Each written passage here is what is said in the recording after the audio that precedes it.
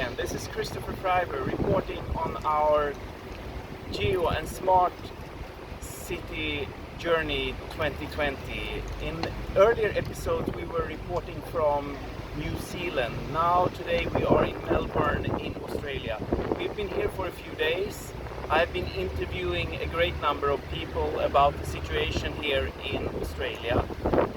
And it has been also interesting to note the simultaneous government meeting of the Australian government, Mr. Scott Morrison, to President Donald Trump in Washington DC, and how they have been positioning the relationship between United States of America and Australia. And it's quite obvious that Australia is a very, very close ally with the United States, given the history and their collaboration in previous war times.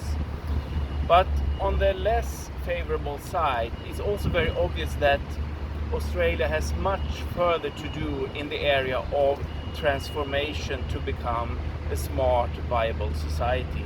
Here in Melbourne, we have been visiting a great number of locations, interviewing people, understanding the local situation, and there's a lot of anger and much greater ambitions among the population to do activities. We have studied the energy sector, and here we are still in the deep valley of coal and fossil fuel energy systems. We have seen very little of solar, wind and deep geothermal energy. But interestingly enough, there are very skilled people here in Australia, among other in the mining sector. Their mining resources are immense, and they are exporting a lot of minerals and of course coal of all sorts. That's a major part of their economy.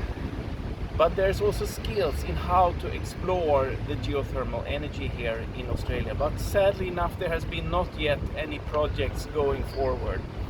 So the potential here in Australia is immense. And if we compare with the situation back home in the Nordics, where we are very strong on district heating systems and basically in all renewable areas, there is tremendous opportunities for partnerships and collaboration with Australia as well as with New Zealand. New Zealand has more extreme geothermal conditions, really in the ring of fire, but Australia has certainly exceptionally good conditions to power the entire society with clean electricity heating and cooling from the local abundant geothermal sources. So what's more to say about Melbourne? Melbourne is a thriving, very, very interesting city. 4 million people, lot of multicultural experiences, and they've done a lot of good things here. They have an amazingly beautiful old classic tram here, and you can go free of charge in the center line area with the tram area. That's something for Sweden and our local transportation authority to be inspired by. In terms of transportation, we have seen very, very little of electrical vehicles or viable vehicles, hybrid vehicles and hydrogen vehicles. So there is immense opportunity for transformation to electrification of the entire transportation infrastructure.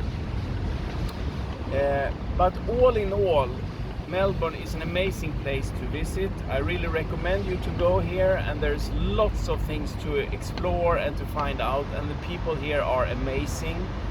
So with that, I sign out for today. I will be back reporting from Sydney very soon, and greeting you, giving you my best wishes for a successful year 2020 in the name of transformation towards viable societies. Thank you. This is Christofer Friberg directly from Melbourne, Australia.